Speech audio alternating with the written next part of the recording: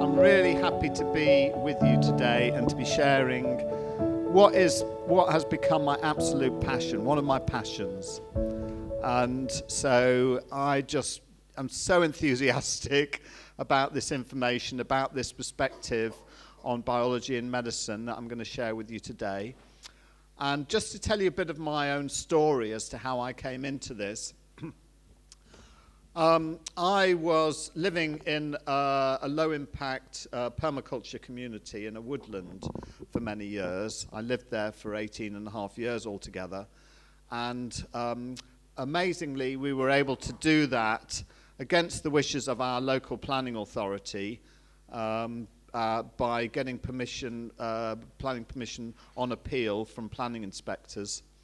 So we had 2 public inquiries where really against the odds we were given 5-year temporary permissions to continue this project living on the land. And we went to a 3rd public inquiry where we were applying for permanent permission. Anyway, cut long story short, unfortunately on that occasion the planning inspector was very conservative minded and totally decided in favour of the Dartmoor National Park Authority, and we ended up being evicted, and it was very traumatic. Some children, grown up there as from, right through their lives, and were now teenagers, and we'd made our lives there, we'd built homes, and we felt we were doing good work in the world. Anyway, this is how it happened, and so there was a lot of grief and sadness and trauma from that, and basically my health went into decline from that point. That was I left the land in 2018, and by 2020 I'd completely become very depleted, and my health collapsed basically, and I had what I call my annus horribilis, where I was very weak. I had a very challenging back situation. I developed osteoporosis. And anyway, as part of that health challenge of that year, I developed what's called a viral illness, which is shingles. And I ended up in hospital with that for 11 days. And then after that, developed what's conventionally called post-herpetic neuralgia, which essentially means post-herpes neuralgia, which was exceedingly painful, and I've still got ongoing issues with that today. I would call it chronic shingles, because I don't think it has anything relating to herpes. I didn't know that at the time, and I took the conventional drugs because that was the only option I had available to me and at the time. But I would do things very differently now, but I have no regrets about what happened. I've learned a lot, because then what happened is, as I started to recover, by the end of 2020, moving into 2021, I was very interested in learning about what's actually gone on for me. Why did my health collapse? Why did I get shingles? What was this all about? Why have I ended up with post-herpetic neuralgia? So I had my own story, but in combination with that, of course, there was this bigger drama going on in the world, this whole COVID narrative, this whole COVID thing. And through 2020, I'd not been able to, I'd been aware of it, obviously. How could you not be? But I'd been just so enmeshed in my own, day-to-day, moment-by-moment difficulties, and had to obviously focus on that, and didn't have the energy to figure out exactly what was going on in a wider world. But eventually I did have the energy to do that, and I was very interested and puzzled by this whole virus narrative. So I ended up doing a huge amount of research because of I just got so engrossed by it, and started writing this stuff down. Started feeling I wanted to start sharing it with people. And, cut a long story short, after some time, as Eli said, I've ended up actually producing it all in booklet form and started giving presentations. So that's how I've ended up here with you today. It wasn't my intention at all, but that's how life takes you sometimes, isn't it? Can everybody hear me okay? I'm not sure this... Yeah, good. Great. Well, let's get into the subject in detail then. I just wanted to give you that sort of background. So, the headline, really, of this talk is... maybe I'm just going to do it this way, because...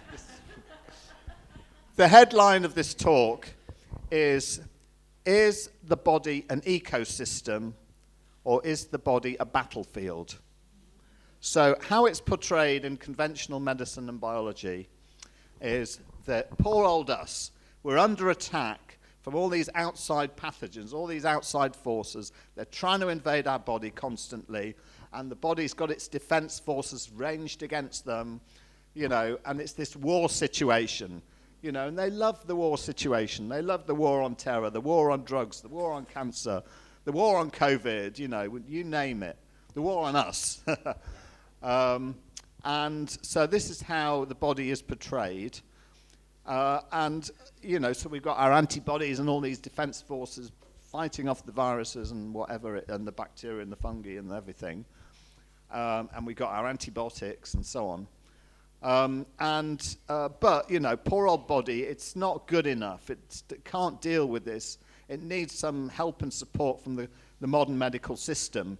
And so we're going to boost it up with vaccines, and we're going to fill our body with all these, vaccines, which are going to mean that the body produces more antibodies and da-da-da-da. And we all know the story, don't we? So that's the conventional idea.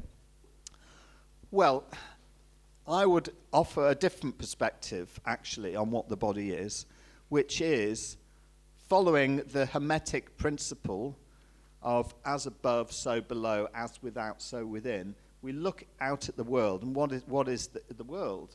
Well, in its natural state, it is an ecosystem, yeah? And when it's functioning well, then everything in that ecosystem is a part of the whole.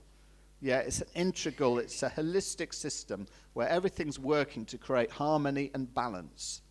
Yeah, and that's exactly what's going on in our body. So we have far more cells in our body of bacteria and fungi and all these different microorganisms than we do of actual human body cells. So we are just this living, mixture of life, yeah? And all of those creatures, all of those things in our body are there to support creating balance, creating harmony, creating health. Yeah?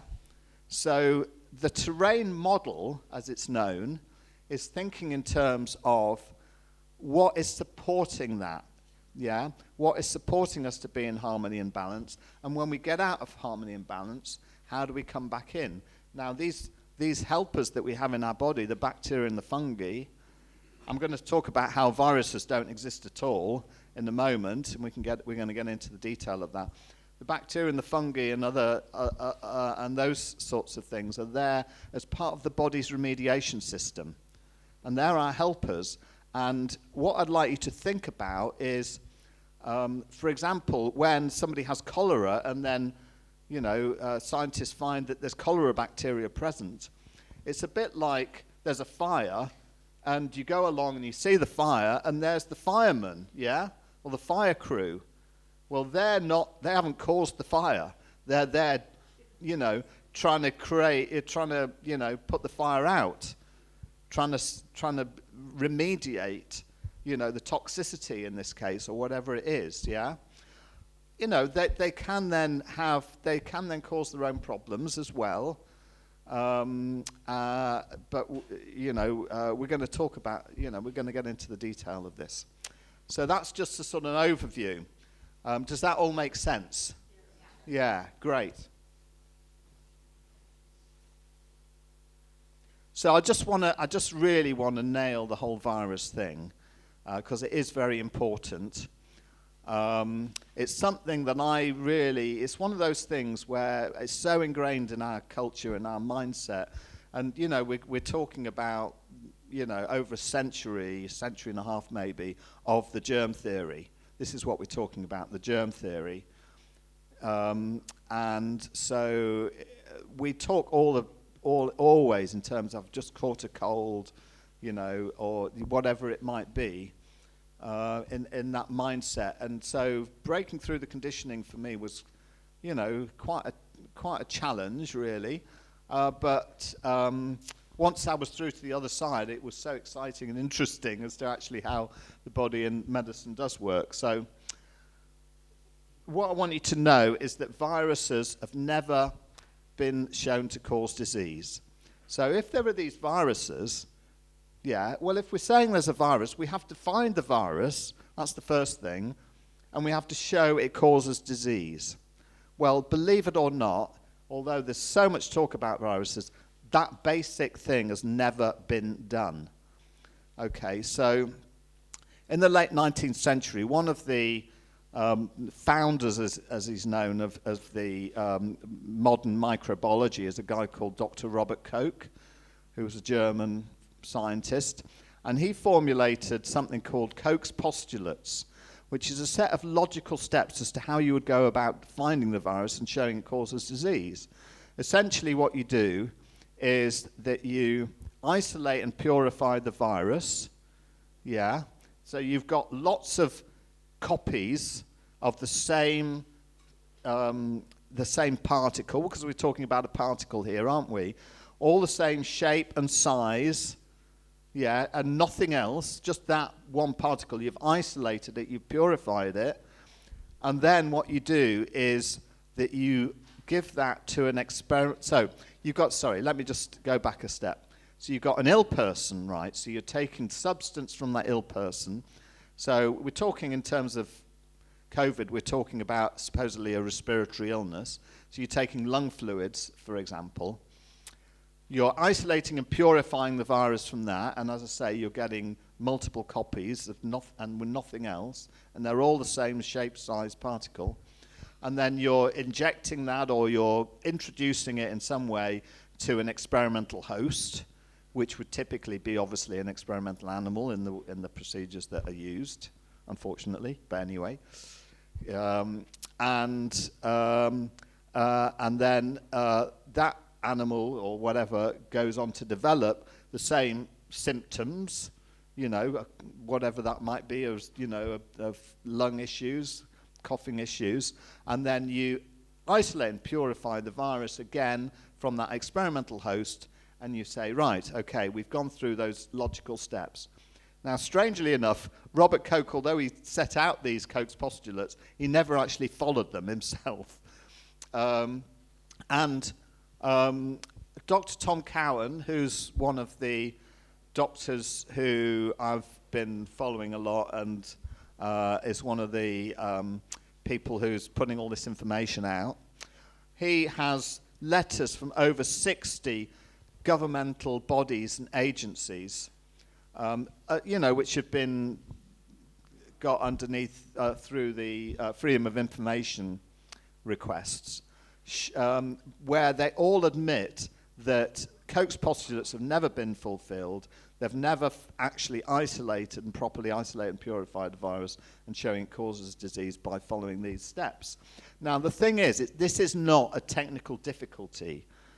So there's lots of other substances of a similar size and lots of other particles of a similar size that have where this has been done.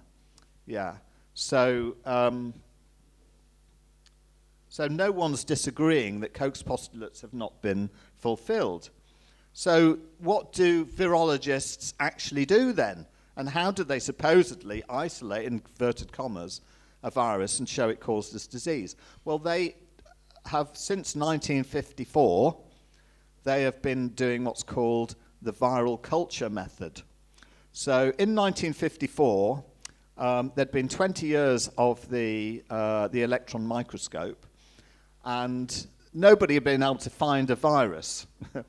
But this guy called, oh gosh, what's his name? Enders, John Franklin Enders, said, I know how to find the virus, and he did this study, which was what's become the standard. So the viral culture method is where you take substance from an ill person, you kind of minimally clean it up, but not a huge amount, and then you place that on a culture of monkey kidney cells called vero cells. Yeah? And then you add a third ingredient, which is bovine fetal serum. Isn't that nice?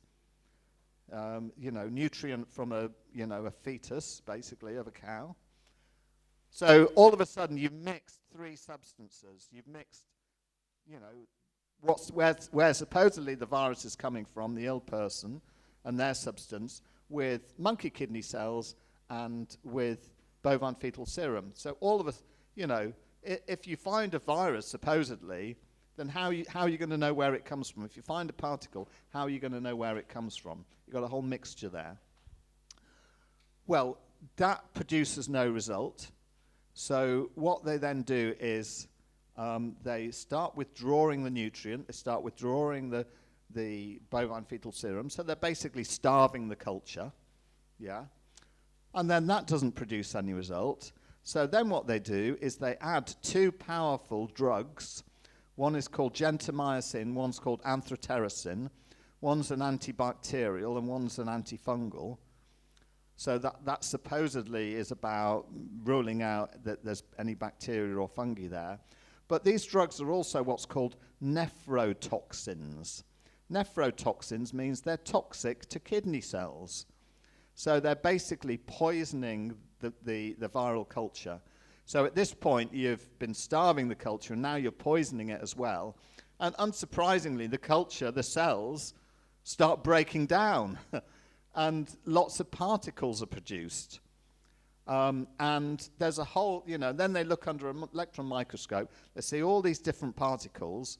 They're all different shapes, sizes. There's a whole mix of stuff in there. And they point, they put a little arrow to some of these and say, look, there's the virus.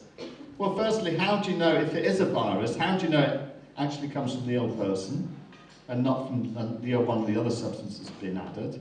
And secondly, this isn't isolation at all. Now, interestingly, John Franklin Enders did a control experiment.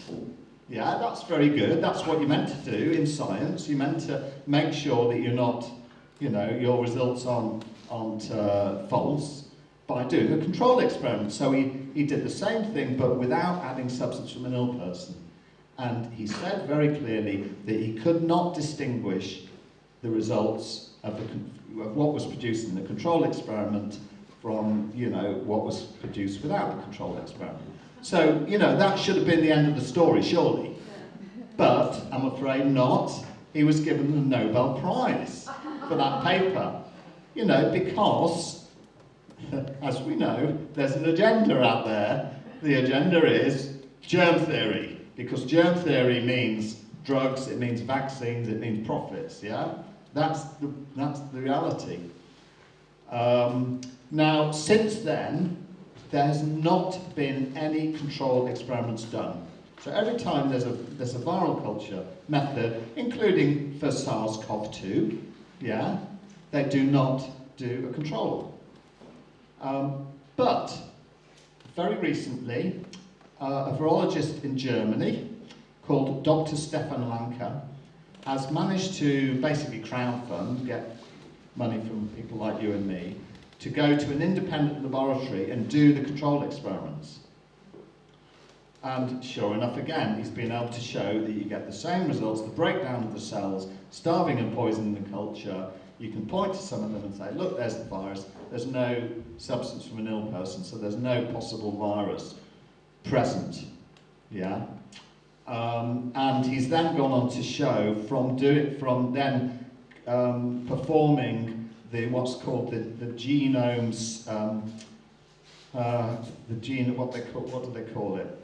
And basically, supposedly, then creating the genome of the virus, which is not a sequencing. If you isolated and purified a virus and you sequenced the genetic code of that virus, then you could say that you've sequenced, the genome. But what they do is that they take this sort of mix, as I say, of breakdown products of dead and dying cells, and they take lots of little bits of genetic code, and then they do an assembly process. They put it through a computer, and the computer decides what order to put all these little bits, fragments together to make what makes the most sense, so they can get the longest string of genetic code out of these little bits, these little fragments.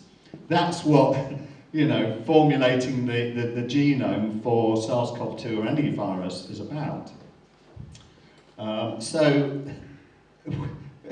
When I looked at this, I just thought, oh my God, it's just complete junk. This junk science, this. And how do they get away with it, They get away with it because everybody just believes what they're told. They don't actually look into it.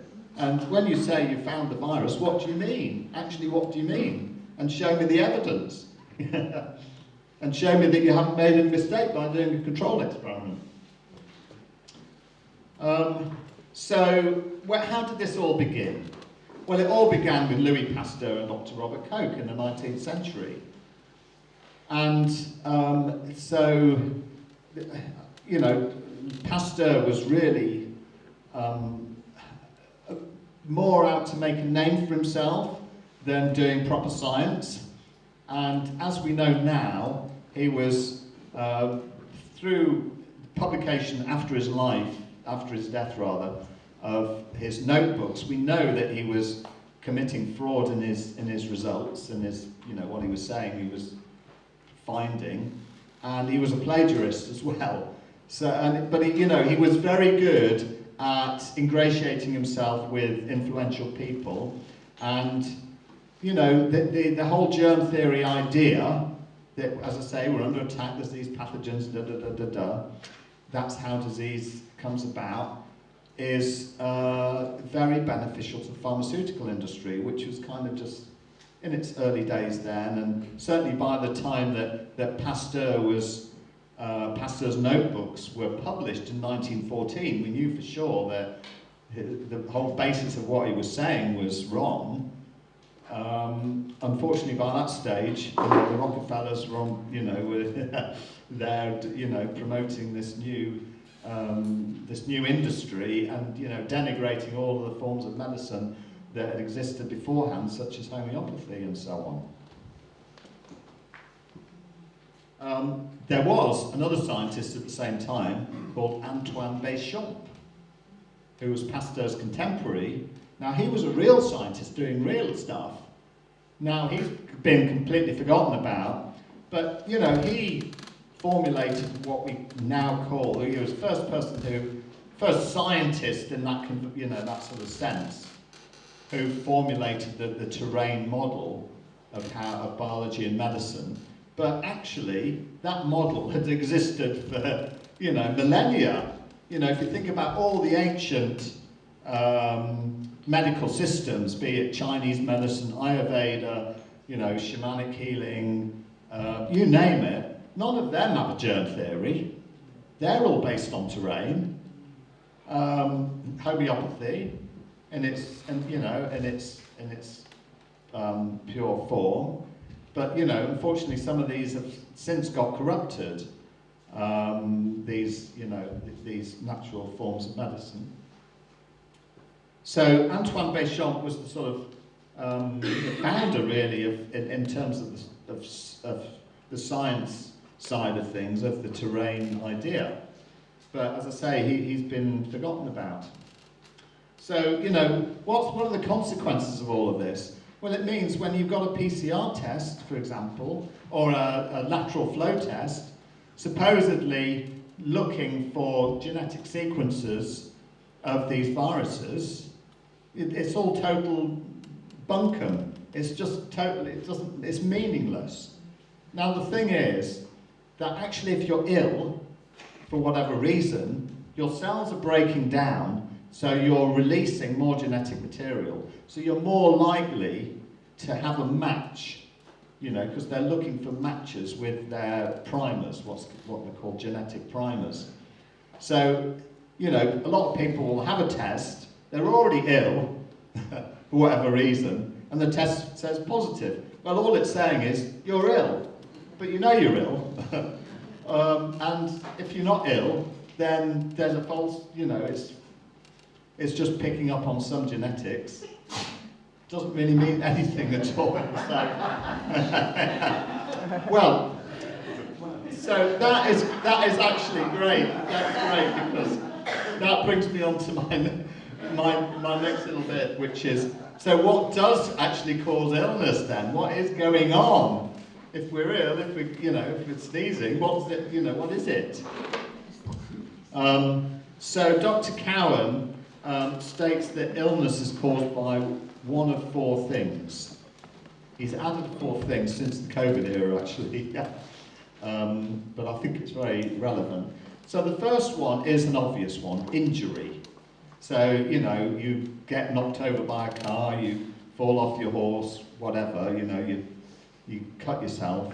So injury, you know, the body's damaged and it has to heal and repair, doesn't it? It's very obvious. The second one is starvation.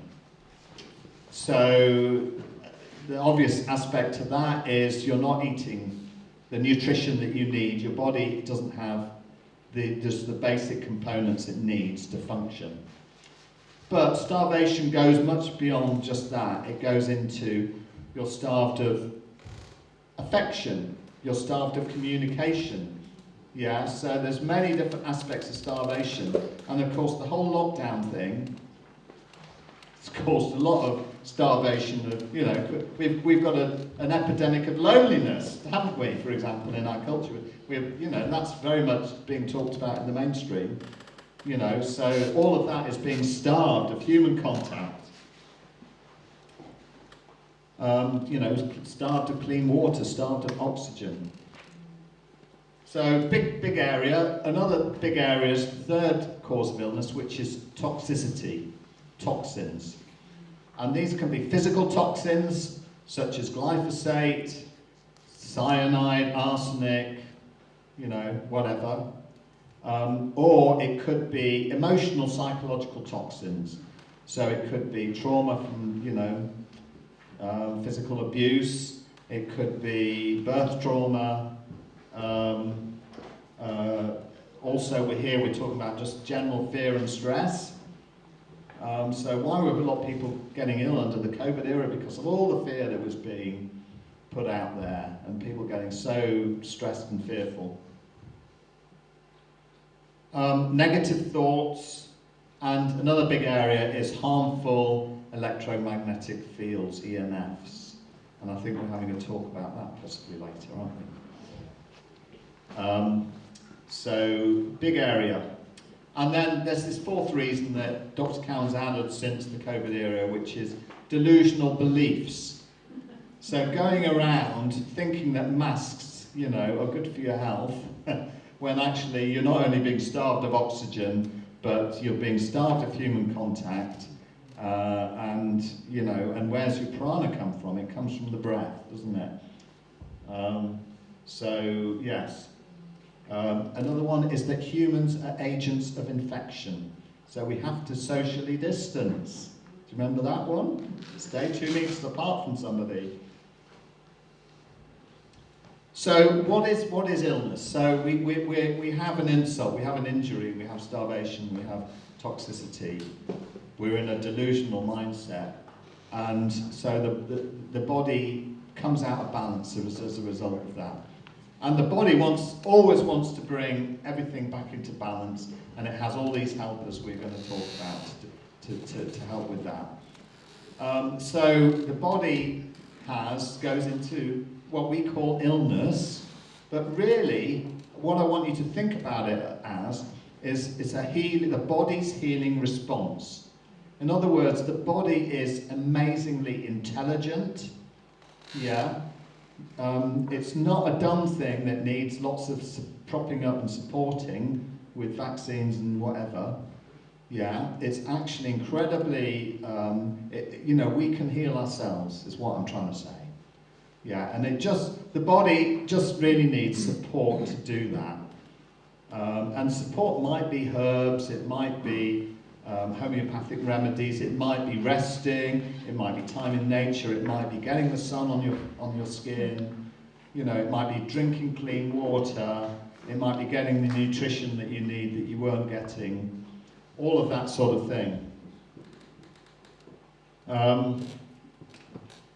Now, if we take pharmaceutical drugs, if we take the allopathic approach, which is suppressing symptoms, then what's going to happen is that that body's healing response, that process it goes into, is thwarted.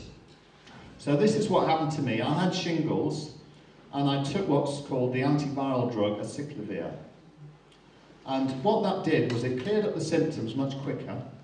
So, you know, it appears that you're getting well, and recovering quicker, and that means that you can then become productive members of society once again. You can become wage slaves, much, you know, you get out there and, you know, be productive.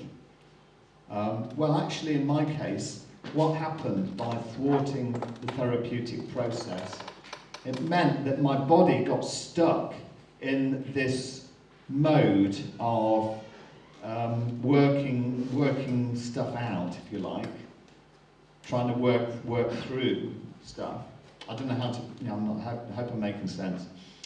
And that went on to develop what's conventionally called post-herpetic neuralgia, but it has nothing to do with herpes. There is no herpes virus. What it means is that the body's therapeutic response was thwarted, and I ended up with very challenging nerve pain. I then took another drug, as you do, which fortunately did calm it down to an extent, but I'm left with a constant itchy, where I had the shingles was on my left side of my scalp and forehead and upper face, and I'm left with constant itchiness. So I'm having to do I've been on a bit of a quest to find ways to resolve that, and I think it's quite an ingrained issue. But I've got some ideas as to where to go next with that. But that just gives you a flavour of, you know, what we want to do is support that process, allow it to unfold in its natural way, and, you know, bring the things in that it needs for that process to be fully resolved. So our underlying cause will be resolved. Now, if we just take the drug to suppress the symptoms, be it just a cold, we go to the chemist and we get Lemsip or whatever, we're not getting rid of those toxins. You know, so the toxins are still there, whatever it might be. The emotional trauma is still there. You know, so that's just going to come back to bite us over and over again and get worse next time if we don't deal with it now. So we need to detoxify, whether it's emotions or whether it's physical. Yeah? And give time and space for that, and our culture doesn't do that. Now, a big thing that people say when I come up and I say, there's no such thing as viruses, they say, well, I went to this event, I went to the Shine seminars in Glastonbury, someone sneezed, and then, you know, don't worry, I'm not. And then we all went home and we all started sneezing or coughing or, you know, whatever it might be. So it must be a virus, and I caught the virus from that person, you know, and it spread throughout everybody in the room. Well, we now know there is no particle called a virus, or if there is, it's been called a virus and it's not actually a virus. It's a breakdown product of the cell.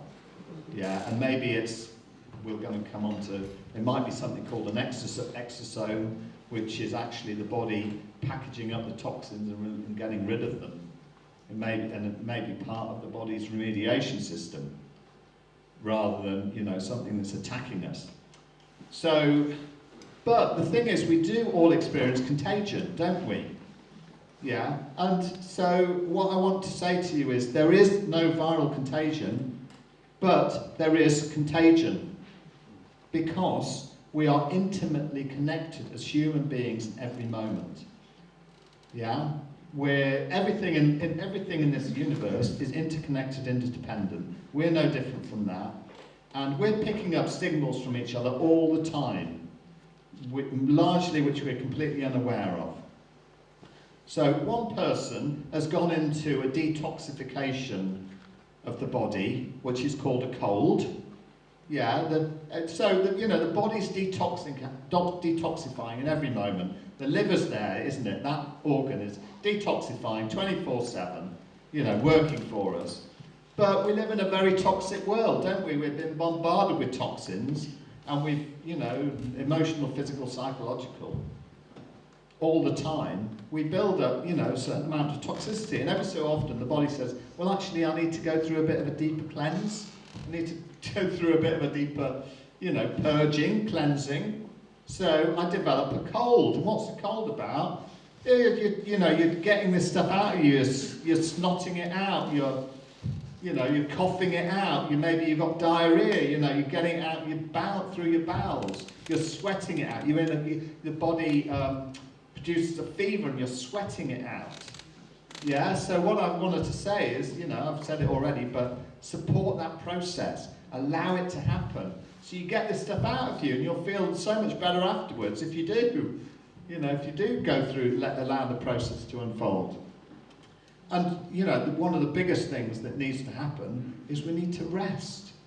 And we're in such a culture of doing, Protestant work ethic, So there is contagion. And so what is contagion then? Well, it's what Dr. Cowan calls bioresonance. So one person goes into this detoxification mode called a cold, and then another person picks up on that, and their body says, I'm noticing this other person's having a cold. Maybe it's time for me to go through a bit of a deeper cleanse as well, so I'm going to do the same thing. All of a sudden that person's starting to cough and have a runny nose. Yeah? So I want you to think of it in that way. Now, I actually think that there's also, there can be a negative aspect to that. And, a lot of people have been talking about vaccine shedding, for example, and it seems to be particularly women, having menstrual problems around people who've had vaccines. Now, I actually feel that there's no particle involved there. There's no particle transfer going on. I think it's all part of this bioresonance thing as well, that if somebody has a vaccine and their system basically is becoming dysfunctional as a result of that, and maybe if it's a woman, their menstrual cycles have gone skew-if, then another woman who's particularly sensitive probably is picking up on that, and they're kind of resonating with that other person. Now, unfortunately, the other person is resonating at a kind of dissonant frequency, you could say, and so they pick up on that, and they start resonating at a dissonant frequency because they're very sensitive, and they pick up on other people's energies, as we talk about. So it actually can have that negative aspect to it. But I think when we understand that, then we can realise that people who do pick up on people's energies very, very much in that sense, they obviously need to work on energetic boundaries, on psychic protection, and that sort of thing. So the thing is that whatever happens to you in life, there's always a gift in it. There's always learning. Yeah, we can always. And what if we do get ill? The first thing I'm going to think about for myself is what's going on here. Why is my body doing this? What is this telling me? What's the message here that I need to, that the universe is telling me? I haven't resolved this issue. It's time to resolve it. My body's finally, saying, well, you haven't dealt with it, so I'm going to make you ill. So you actually look at this stuff, So Dr. Cowan's view is that categories we call diseases don't exist. So, an example of that, these categories never existed in traditional medical systems such as Chinese medicine. So, just to give you an example of that, a person may go along to a doctor, a conventional doctor, and be told, you've got rheumatoid arthritis. Boom. Okay, another person goes along, you've got rheumatoid arthritis. Third person goes along, you've got rheumatoid arthritis. So it's a one-size-fits-all, isn't it? Well, BioTerrain medicine is all about the individual. Everybody is it's an individualized medicine. Everybody is different, yeah? You may be exhibiting the same symptoms, but what's going on is very, very different. So we've got 3 people, they've all been diagnosed with rheumatoid arthritis. Well, one person has had a vaccine and they've ended up with rheumatoid arthritis. One person is not eating well. Yeah, they haven't been getting enough collagen, which is a basic building block of the body, and so they're starving. Yeah, they're starved of that particular nutrition, and they've ended up with what's called rheumatoid arthritis. The third person, their partner has died of many years, and they've gone into a massive grieving process. So they're very emotionally distraught. They develop rheumatoid arthritis, as we would call it. Okay, so each person, on the surface, it seems like similar or same things going on. But actually, the underlying causes are all very different. And so the approach is going to be different for each person. It's, what we need to think about is everybody is a story. What is their story? Yeah. And it's teasing out the story, and that's what a lot of what Dr. Cowan did in his family practice. He would just sit there and ask questions and just allow people to unfold their story and give time for that. And often it would become obvious to that person, the patient themselves. They didn't need the doctor to tell them. Through going through that, relating the story, they could see very clearly actually what was going on underneath, and therefore what needed to be looked at and resolved in some way.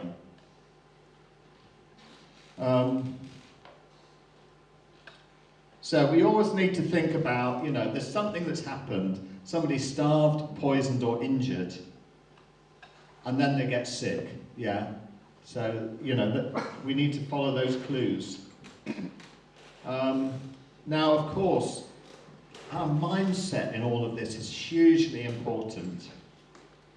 Yeah, we talk a lot, of course, in spiritual circles about affirmations and positive thoughts. Well, yes, it is exceedingly important. Yeah, the biology of belief, this is called, and it's called the placebo or the nocebo effect. So, funnily enough, in conventional medicine, the placebo effect is recognised. They say that you can be given a pill and say this is a wonder drug and it's just a sugar pill or whatever, and because you believe it's going to do you good, all of a sudden the body is like repairing and healing, and and conventional medicine recognise that, but then that doesn't match with all of the other things in conventional medicine, and then there's the nocebo effect. And I think that was a big thing of what was going on with COVID. So we're told, oh, there's a new virus, it's called SARS-CoV-2. It's come about in China, and it's spreading around the world, and these are the symptoms you're going to get, and lots of people are going to become ill, and fear, fear, fear, fear, fear. And you've got to isolate, you've got to, whatever. People get into a fear state, they think this is going to happen, and the thinking creates the reality. All of a sudden, they're developing the symptoms, the shortness of breath, the cough, the loss of taste and smell, do you know what I mean? I think that was a huge amount of what was going on under COVID. It's all very psychologically manipulative. Now, the good news is, the really good news, is that the body has an amazing capacity to heal, and I know that for myself. I was just totally low place physically, emotionally in 2020, and I kind of lost hope. I have to say I did lose hope of having any meaningful life at that point. But I can now say, from my own experience, very much that I just feel great, and I just feel I've got a new lease of life, and the body has bounced back. And yes, you know, I've got a bit of a crooked back as a result of having developed osteoporosis, but I kind of feel that's part of me. It's been part of my journey, and I embrace it and welcome it. You know, and it's not that I don't work to improve how my body is. Of course I do. But having gone through that challenge, I feel much stronger and, you know, more appreciative of life afterwards. Thank you. So, I don't know how much time I've got left. Sort of getting towards the end, but I just want to talk about we talk in terms of the immune system. So that's really, the immune system is, terminology is, I would say very much is, you know, supporting this whole idea of the battlefield, yeah, that we talked about. So what I want you to encourage you to think about is, rather than the immune system, the body has a remediation system, or a regenerative system, or a detoxification system. You can choose whatever word you like. I like the regenerative system. And so all these microorganisms that do exist, the bacteria and the fungi, and so on, even parasites, believe it or not, are actually vital to health, yeah? And they act as the body's remediation system. So they're our symbiotic partners in both sort of maintaining health and in bringing the body back to health when we get out of balance. They go and clear up the toxic waste, yeah? But unfortunately, they also can produce their own problems. You know, I've had candida issues recently. So the body's got out of balance. The candida's candida's a fungi, by the way. It's proliferated in the body, and my body's kind of got stuck in a mode where the candida hasn't come, done its job, and moved on. It's kind of got stuck, and then proliferated and started causing symptoms and problems. Well, fortunately, by this stage, I was in the BioTerrain mode, and I knew that, okay, I need to make sure that I'm not feeding the candida by eating lots of high glycemic foods, so I need to make sure I'm suppressing the candida. But if I just took an antifungal, Bob's your auntie, the candida's gone, I've toxified the body and I've not dealt with the underlying issues. So I won't tell you the whole story, but I went through a whole process, and it was a very multifaceted process. It involved negative, harmful EMFs exposure, reducing that, various things, and I was very proud of myself. I managed to cure myself of my candida issue. It took a while. It took about 6 months, but that has resolved the issue completely. Whereas if I'd just taken an antifungal, which is probably what the GP would have given me, you know, I would still be, I'd still be having issues, of course.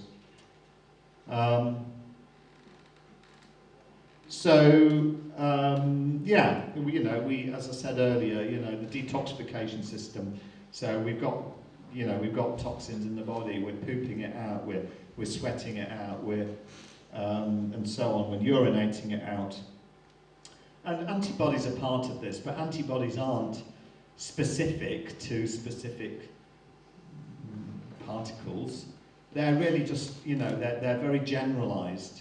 And we're still, you know, in the BioTerrain world, we're still learning exactly what antibodies' role is. But it seems at this stage that they come into play when all else has failed, you know, and they may be employed, if you like, to deal with toxic proteins when, you know, other methods haven't worked. So what we're talking about, you know, just coming to a place of wrapping up soon, is a new way of looking at, you know, biology and medicine, and I'm sure you get the feel of that. And when we actually look at what we're told in conventional biology and medicine, then there's so much there that actually when we look at it is not true, is not the case. I could give numerous examples.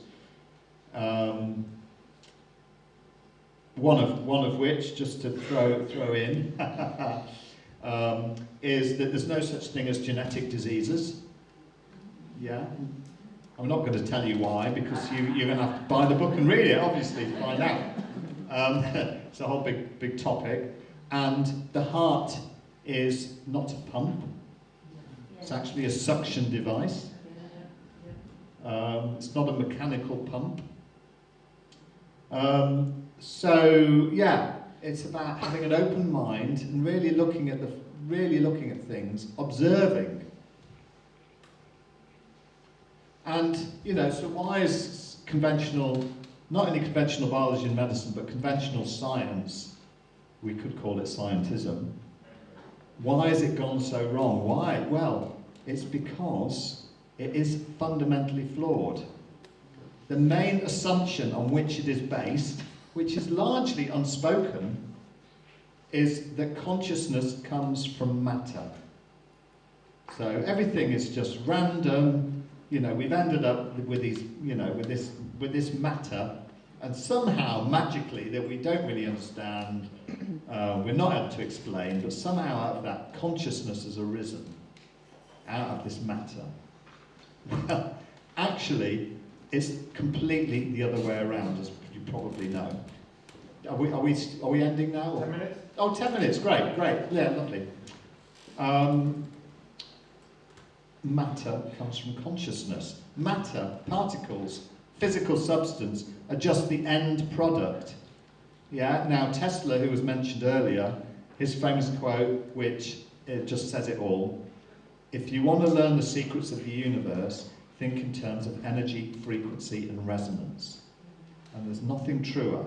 And if you just stick with that, then you'll, and follow that through life, then you'll get a much deeper understanding and experience of life than, we're all matter, and as Richard Dawkins says, we're all just lumbering robots with mechanical pumps for hearts and computers for brains, or brains, oh God, that's just so awful, isn't it? It's just so awful. So that is the fundamental assumption of what we have to call scientism, really. It's not true science. True science is what I would say is alchemy. It's about where we understand that everything is interconnected, independent, including us. So if we're doing an experiment, we're part of the experiment. How could we not be? We're co-creators of this universe. So then you bring consciousness into that, and you say, okay, so through this experiment, through this study, through this practice, I'm not only going to create a more high vibratory world for, around me, but I'm going to be vibing myself up as well. It's my own healing journey, my own journey of evolution. I'm not sure that's the best word, given the Darwinian connotation, but I hope you understand what I'm saying, and actually the new science is all about how to assess quality. Conventional science is all about quantity. You've got to measure things, and if it's not measurable, it doesn't exist, So therefore, telepathy doesn't exist, because we can't measure it. Well, actually, Sheldrake, what's his name? Rupert Sheldrake has actually followed the conventional scientific method, and he's shown that it does exist, but then they ignore that anyway. So it's all about quality, what's the difference between a natural seed and a GMO seed? Well, they may look the same, and they may, the broccoli that's produced at the end may look the same, but the quality is going to be very different. One's going to be really vibrant and have much more nutrient. The other one's going to be so depleted, and, do you know what I mean? So think in terms of quality. Quality is everything. The substance, as I say, is just the end product. So just to finish up, and there may be 5 minutes, hopefully, for the odd question. So by dropping this false germ theory, and it does take quite a bit of dropping, working through the conditioning of the germ theory, it opens the door for great possibility for understanding actually the reality of life, and for radical positive transformation away from the low levels of health that we've got, which are constantly in decline. So if there's this modern medical miracle of all these drugs and vaccines, and why are, chronic diseases forever on the increase, and, health levels forever, going further and further downhill? So we want to reverse that, don't we? And I believe very strongly that BioTerrain medicine, look at that picture on there. That's the vibe that we want to create. It's a positive, vibrant, connective energy. Our natural state is vibrant health. Yeah, and we need to empower ourselves, become our own healers, and be supported with others around us and with what the world offers to create vibrant health. So thank you very much.